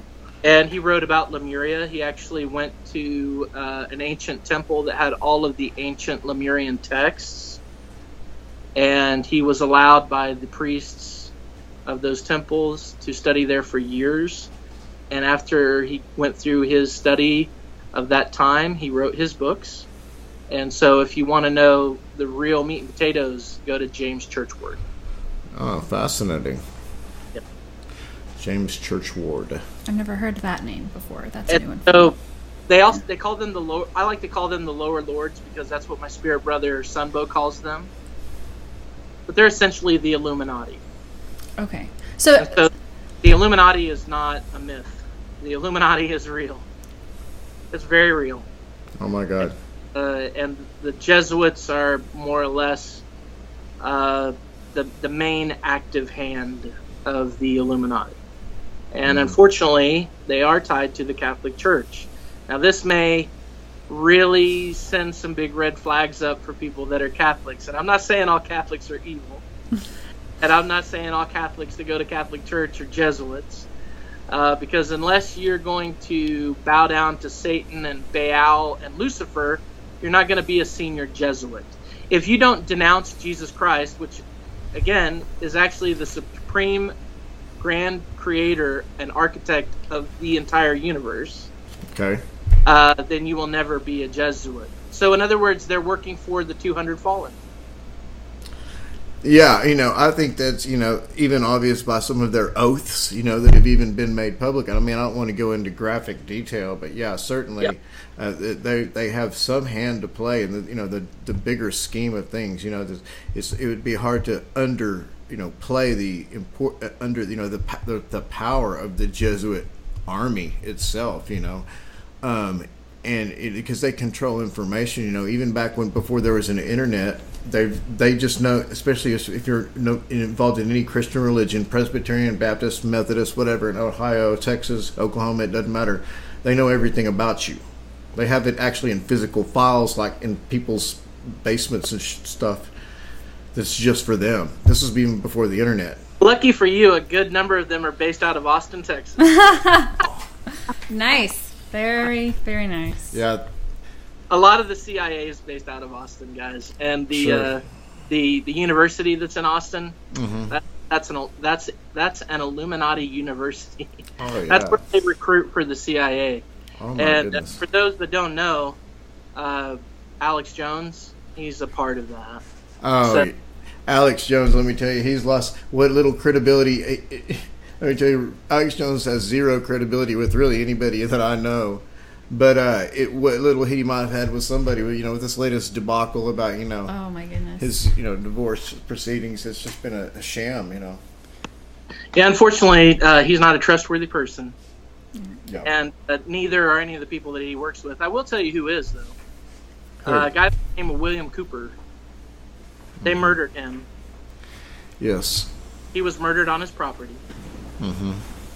And essentially what they did is they murdered Bill. Yes, he was the greatest conspiracy theorist of all time, William Cooper. Bill Clinton said he was the most dangerous man alive. Bill Clinton said he was the most dangerous man alive. Guess who's one of my biggest heroes of all time? Who? Bill Cooper. Bill Cooper. Now, let's take a trip down the rabbit hole. All right. Oh, we're not there in- yet? I thought we were there In yet. his biggest book, Behold a Pale Horse, by William Cooper. William Cooper personally accuses my great uncle, Congressional leader George Mahon, for being the guy who's there who created, and the only guy who's in full knowledge of the deep underground military/alien bases. The military. And he names him by name in that book. So that's a little. But my last name's Reid, and Whitelaw Reid was also one of the big Illuminati guys. Oh, So, my gosh. it's like no matter. I'm also a direct descendant of Robert the Bruce. So I have and we have Rh negative all over my family. So, I'm tied into it It's too. It's a small world, isn't it, huh? It is. RH I'm not negative blood, good right? guy. I'm not one of the bad guys. I'm one of the good guys. Right. So I'm trying to balance out all of those Reids that have gone down the wrong path. Yeah, we all seem to be in some big grand, play, some theatrical performance. And we're all made up of. There's probably about 14 races that have interacted with us on this particular realm. Mm-hmm. And 3 of them are very malevolent, and the 3 that are extremely malevolent, unfortunately, they're working with the government. So yeah, it's not really a real good thing. And so it just so happens that they've been going after the Forrest People for generations, for thousands of years. Okay, why? To take their real estate away from them? To take it away from the Forrest People? They know that if we start communicating with the Forrest People, they're going to tell us the truth. Yes. They don't want us to know the truth. Well, this is the same reason they've gone around eradicating indigenous peoples and shamanistic people all over South America, North America, and everywhere. That's the real reason they were trying to kill the Indians I'm and part stuff. Cherokee and part Blackfoot. I'm not a card-carrying Native American. But I am Cherokee and Blackfoot, and it is exactly what you said. The reason that the indigenous peoples have been eradicated is because of their shamanic traditions. And their shamanic traditions tell the truth. Okay, now do you think that you have some shamanistic, lineage in you? Do you feel like you're part? I mean, because I kind of get that sense about you, with your mission and everything. Right. Anyone that's trying to seek this kind of knowledge, I think, has to have some sort of background. It has to be in their blood. Now, I don't know if this is true or not, but I was told by some of my friends that are very psychic. I am psychic as well. But I was told by numerous sources that I came into this body from previous incarnations of being a Force person. Now, I can't validate that. I don't have any way to validate that. But that's what I have. That's what has been relayed to me, and it only makes sense because of what I'm doing. So it seems to kind of add up, and when things sort of make sense, you can intuitively kind of go with it. Yeah, because of your affinity for the Forrest People. It's maybe a telltale sign of some deeper correspondence, like what you're saying. These past life experiences, and it's interesting that you would bring that up because although no one's brought that up with me, I've had people come into my life recently talking about past life correspondences with them as people. I can tell this about you. You are here to be a worker of light and to share the information to help break free from this matrix. And what you're doing right now, you were actually called, and you're already doing the work. And that's oftentimes how it works. A lot of times there's no direct, hey, Ayin, I have come to tell you that you are the one to help in this battle. A lot of times that's not actually necessary, because when you hear it from your heart chakra, you'll actually act on it, and you already are. And so you're already doing the good work. And so I'm very proud of you. Oh, well, thank you so much. I'm humbled by your, compliment. Thank you. You're welcome. You're welcome. And I'm super happy that you're doing this. Yeah, it's been an exciting adventure to be involved in this. That's for sure. That's for sure. I know it. The genocide of the Forrest People is the same as the genocide of the indigenous people. It's the same. And the reason that they want to find every reason possible to eradicate the indigenous populations, and the Forrest People are considered one of those indigenous populations. And that's that simple. Right. Well, in my investigations down there at Ghostlight Road, I've never had any experience with the Forrest People, but they're known to exist in that area of the big thicket. All over the place. Brown Lights of North Carolina. North Carolina? The Brown Lights, have you ever heard of that? The Brown Lights, are they like spook lights or ghost lights? Is it kind of like the lights in Marfa, kind of similar, or? They're orange orbs. I've had one telepathic communication with one. They came to visit me. In North Carolina? No, I live in the Arkansas Ozarks. Oh, came to visit you there. But they call them the Brown Lights in North Carolina, but they're actually not brown lights. They're orange lights. Yeah, all the lights I've been in contact with. And by the way, Keegan, I rented professional video gear to document these experiences. And I mean, it's a very intense experience. I mean, you've experienced them and stuff like that. I mean, I'm sure different people react in different ways according to their nature and maybe what's going on in their heart chakra or whatever, you know. But I always kind of tend to react with fear. But yet I do keep going back, you know. I did too, actually. One fear? came to me in my backyard. Yeah. And it was doing a kind of a scrolling pattern back and forth. And then it stopped and came directly toward me. And I was like, oh, shit. Whoa. What is going on, right? It came to my neighbor's yard, right across from mine. I was in the back smoking a cigarette, you know, the healthy stuff.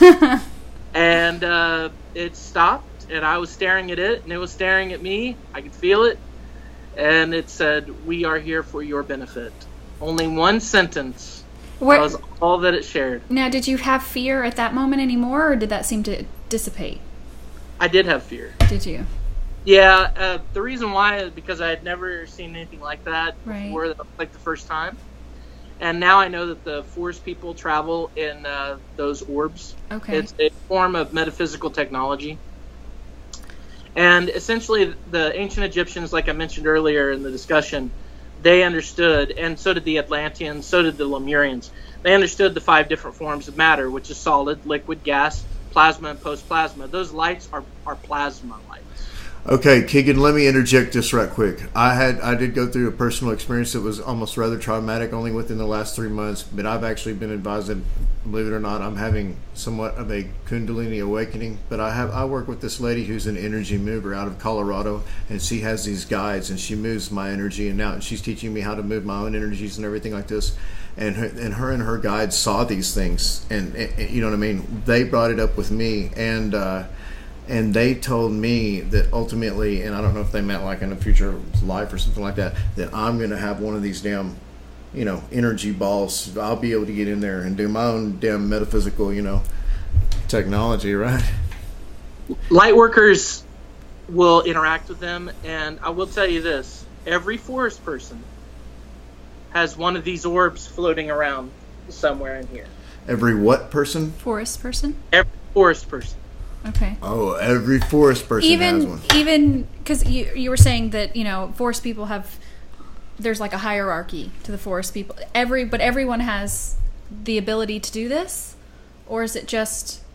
Well, those that are seeking, those that are sincerely seeking, will interface with it at some point, because it is the natural order of things. And the law of reciprocity of the universe is simply this. And this is why Jesus said this. Jesus said, ask, seek, knock. Did he not? He did. He said, ask, seek, and knock. The law of reciprocity of the universe is when you sincerely seek, the universe is going to enter you. And so if you are sincerely interested in the forest people, they will meet you. They will come to you at some point. And it might be to keep us from being afraid. A lot of times they'll come to us as these orange orbs. Okay, now that's my next question. Are you're saying that they'll ultimately come to you? Are you saying either the orbs or the forest people, or either or both? Initially, until they are pretty sure that you're not going to be afraid. Because have you ever heard like some people will they say you can't look at God because if you look at God you'll die. Have you ever heard that before? Yes, I've heard this. Well, the thing is that have you ever heard of human combustion? Mm-hmm. Where people combust? Spontaneous combustion. What happens is some people are not prepared for the Kundalini. And they may have a spontaneous Kundalini experience. Or a premature Kundalini awakening. That's something Stuart Swerdlow talks about. A premature Kundalini experience can cause human combustion. So the reason that you become initiated, the reason that you become a seeker, the reason that you start to journey and to understand is because you have to increase the vibration of your form. And we're not physical. We appear to be physical, but we're actually astral beings. We're actually spiritual beings. Mm-hmm. Now, to be able to handle a Kundalini experience, you have to enlighten yourself enough. You know, they say to become enlightened. Right. Well, you have to gain enough knowledge that your cell structure will be prepared for this energy. Right. If you're not prepared for the energy, you can actually experience spontaneous combustion. Oh my gosh. Wow. Now, this is the other weird thing. The other weird thing is that the Forest People know this, and a lot of times the Forest People won't even let us see them until we are ready. So you have to become a genuine seeker, and you have to seek with purity in your heart, with lots of love. Okay, well, you just brought up something very important. Are you saying that the individual forest person that you may have run across, or they're coming up to you because they're, you know, maybe curious? You say you're alone, you're unarmed, you know, maybe you're seeking them, or maybe you're out there for some other reason, that it can choose through its own will whether or not you see it. Is that what you're telling me? They know intuitively whether you can handle it or not. They're telepathic. Okay, so they know intuitively if you personally can handle it, you know, whatever, by reading your energy patterns, but then they decide, it's their call whether you see them, you, the human being, sees them. You also have to earn it. You have to earn it. Okay. Trust. And I think I'll get there eventually later this year. There's a group of them that want to meet me. And I'm going to go meet a group of like around 10 of them. And they've given me gifts. Wow. And it's going to be a really exciting experience. And I'd be happy to come back and talk with you about it. I was just about to say, I said, I personally want to be the first one to talk to you after that. Yeah, I want to hear the whole story. Yeah. Definitely. Are you going to be writing a book about your experience on this? Yeah, I wanted to get enough information under my belt before I did that. Mm-hmm. But I do plan on writing a whole series of books and dedicating my life to this. Right. Now, have you written a book already? Nope. Well, let me tell you, your rise, your meteoric rise, as far as the people, you know, just the people, you know, resonating with what you're saying and your message and stuff like that, has really been astonishing, especially keeping in mind that your channel is not even 2 years old yet. I think it's definitely time, because we look at I mean, I'm sure you have a horrible opinion of the way that the media has portrayed, you know, forest people and Sasquatch, you know, the whole idea of Sasquatch and the forest people. I'm sure it has been disheartening for you. So I think it's time for you to tell maybe the real story. Well, I'm trying, and I will say it's very coincidental that Rob Lowe had this horrible experience in the Arkansas Ozarks, which is where I live. Right, exactly. So what do you think of that? Can you talk to us a little bit about that? Yeah, it's managed by the same group. I mean, Hollywood, the media, they're all controlled by the Illuminati. Right. They're controlled by the Jesuits. Now, do you think Rob Lowe is involved in that, or is he just a player a pawn in their game? Everybody that goes into Hollywood has to sign a contract, just like you have to take a blood oath being a Freemason. Okay. They do the same thing. Essentially, Hollywood actors are Freemasons. They're Jesuits. Okay. Are they willing, though? Do they know what they're doing? Do you think they know? You ever see Hollywood actors doing this? Oh, yeah. It's the sign of Horus. Oh, interesting. Jesuit Freemasons. Okay, wow. All this stuff. Mm-hmm. The Eye of Horus. Eye of Horus. Eye of Horus. The sign of Horus. The sign of Horus. Got it. Interesting. Fascinating.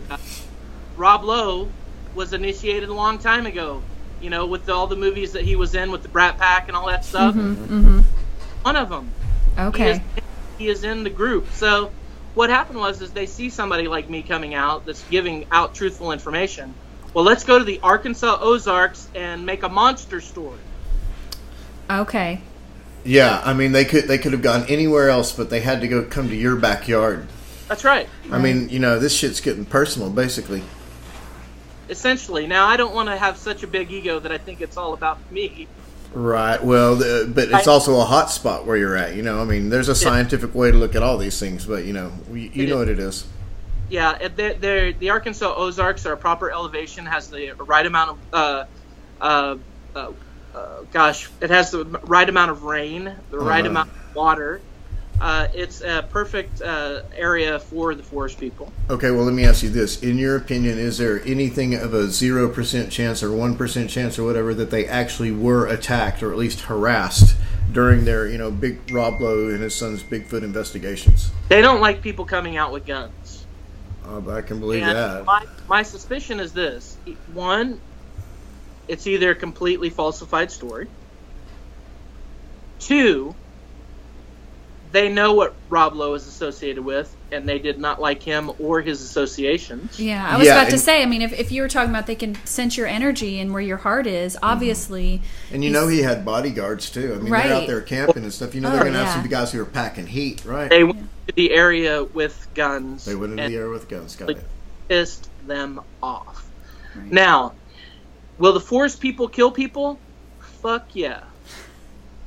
Okay, well, I mean, this is a question that comes up all the time because it seems to be like there's some cosmic law. I mean, or am I just imagining this where these different people, even like these, dog-headed men, dog men or whatever, they're trying to scratch to get in, but you have to somehow let them in before they can, they can harm you.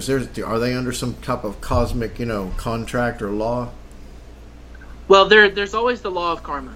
The law of karma is a Buddhist tradition. And essentially what it is that some of these more semi-divine beings may or may not want to interact with us because if they do, it binds their karma to our karma. Mm-hmm. So sometimes you just might see them, and that might be it. Other times they may attack us if we're out there with guns or we're going to harm their babies, whether it's Dogman or whether it's the Sasquatch people, it doesn't matter. If you guys think about it, Anubis was a dog-headed hominid being that guarded the portal to hell, to Hades. Or another realm or whatever. To the lower vibrational realms. Lower vibrational, okay. Okay? And that's what Dogman does. And Dogman sometimes will be seen with Sasquatch. They will sometimes be seen with them. Are they ever fighting against one another? Yes. Sometimes they do. Dogman has been known to kill Sasquatch people. Okay, now, there's also another one that's more malevolent. There are 4 different types of dogmen. 4 different types of dogmen. Yeah, there's one that's called the Beast of 7 Shoots, like parachutes. Mm-hmm. The Beast of 7 Shoots, you can look it up, Google it after we get done here. Yeah, I'm familiar with that. I'm familiar with the story of the Beast of 7 Shoots. It's a baboon-faced dogman creature that stands about 20 to 25 feet in height. Oh my God. They reside in high mountainous areas, like the Appalachian Mountains has a lot of them, and any mountain range will have them. Okay, and you have what is called the lycanthropes or the werewolf types, the skinwalkers. Those a lot of times are from indigenous peoples that have gone.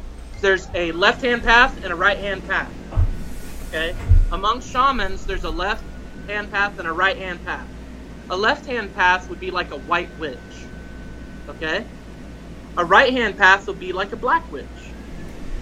Okay? These are shamanic traditions.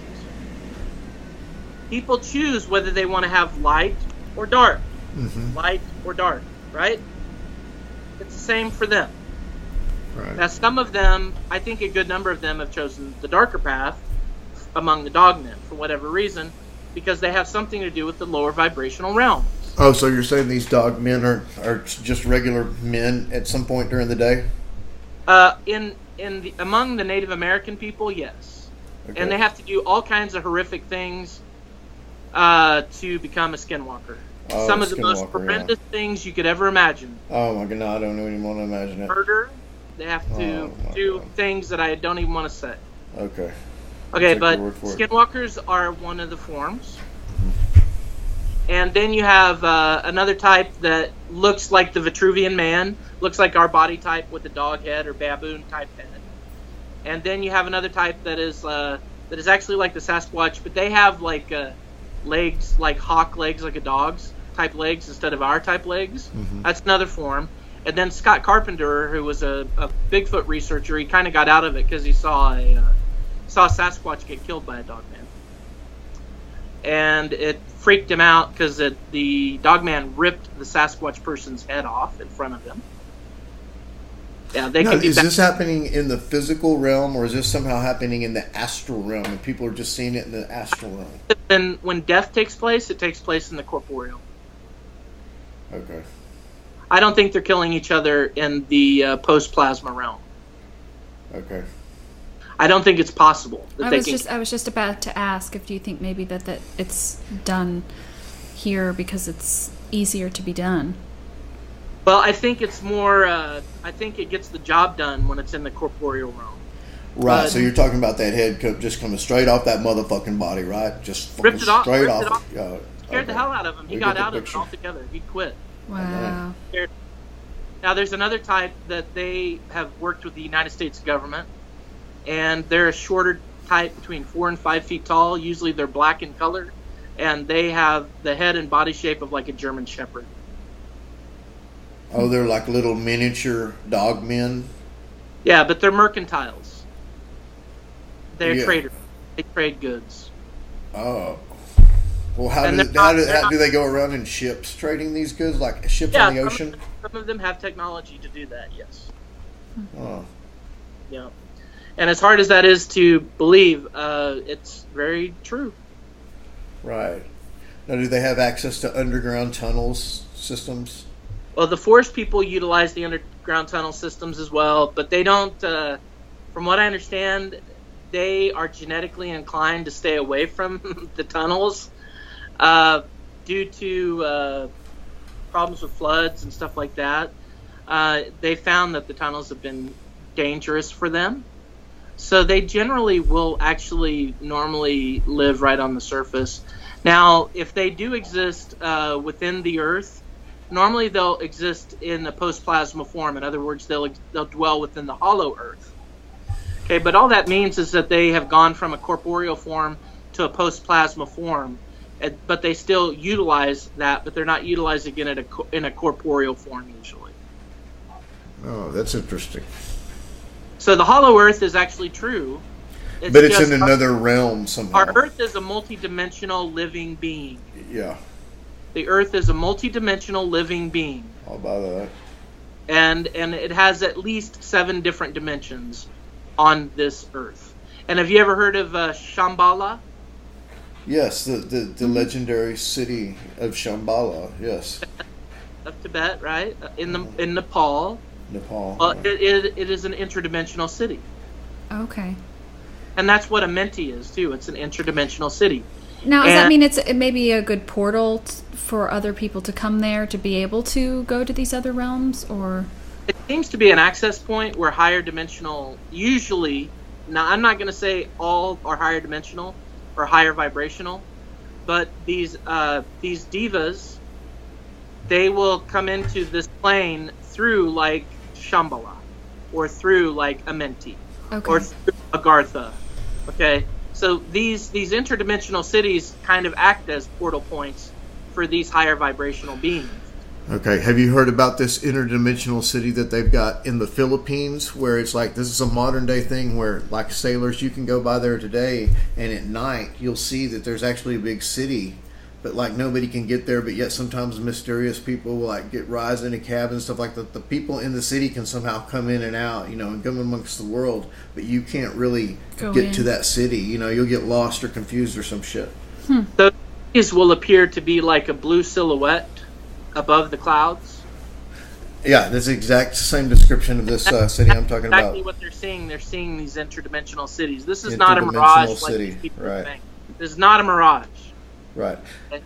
So it is actually seeing an interdimensional city through the devices. You can sometimes see them with your eyes, but a lot of times our digital cameras that are not our phones, because our phones have filters built in to not allow us to see these other dimensions. But you get the older digital cameras, you'll get orbs in your pictures like all over the place.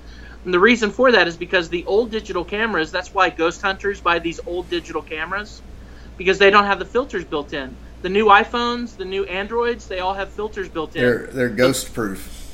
That's right.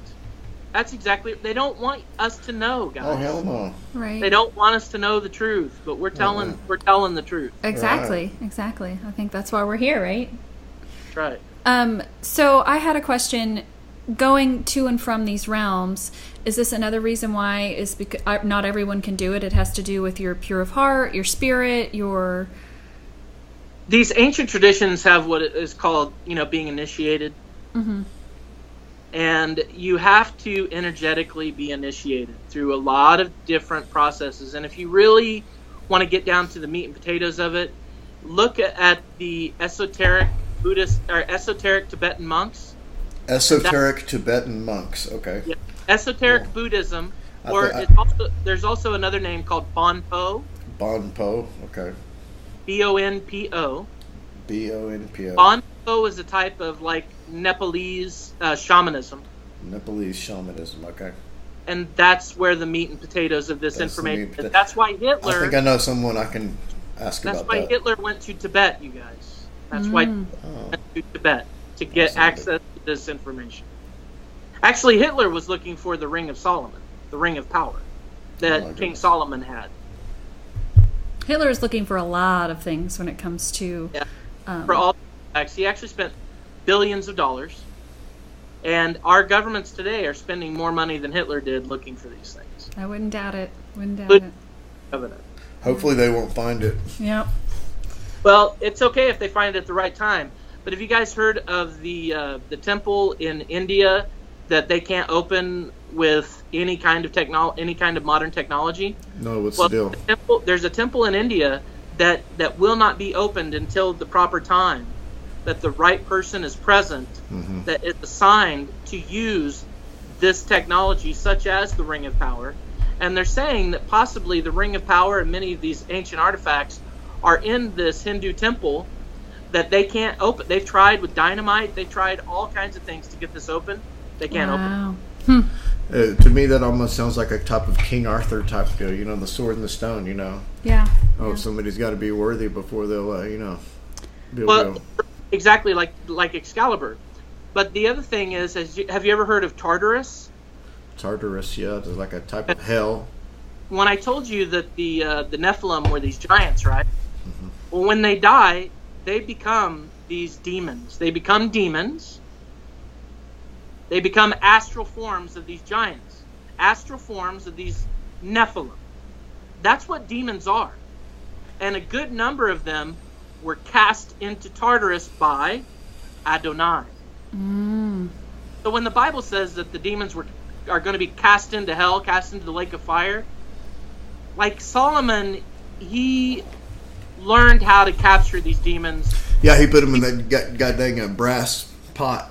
Yes. Yeah, the Shem Empress, 72. But Adonai, the creator, he actually captured a great number of them and locked them into Tartarus. And after talking about that temple that we can't open, Tartarus is the same thing.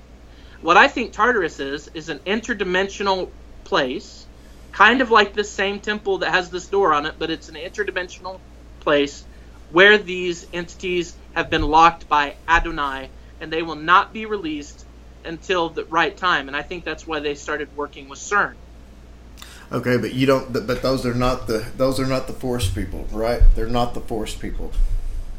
They are definitely not the Force people. Okay. The Force people are almost all benevolent. Almost. Not all. Just because you run into a Force person doesn't mean you ran into a nice one. But I'd say 99% of them are good. But you can run into a rogue one. We talked about they have death and birth. They eat. They sleep. They drink. Okay? And they have free will. But most of them are good. Most of them are very loving and very good, and they want to help us because genetically we are their little brothers and sisters. And they don't want us to see us be controlled by the lower lords. And they don't want to see us have to hide out in the forest like they are now. Because if we don't get it right, we are going to be hiding out in the forest and in the underground tunnels, just like the Forest people had to do to survive. Hiding out from who? Right, hiding out from the Archons, from the lower lords, from the Illuminati. Okay. Got Well, it. So if we don't get it right, we're going to do the same thing that the Forest People are doing. And thousands of years from now, we're going to be the ones trying to help out the next group and go, hey, you guys are under control of the lower lords. They're going to be like, oh, the Illuminati's not real. Right. This right. is all BS. No, it's real, guys.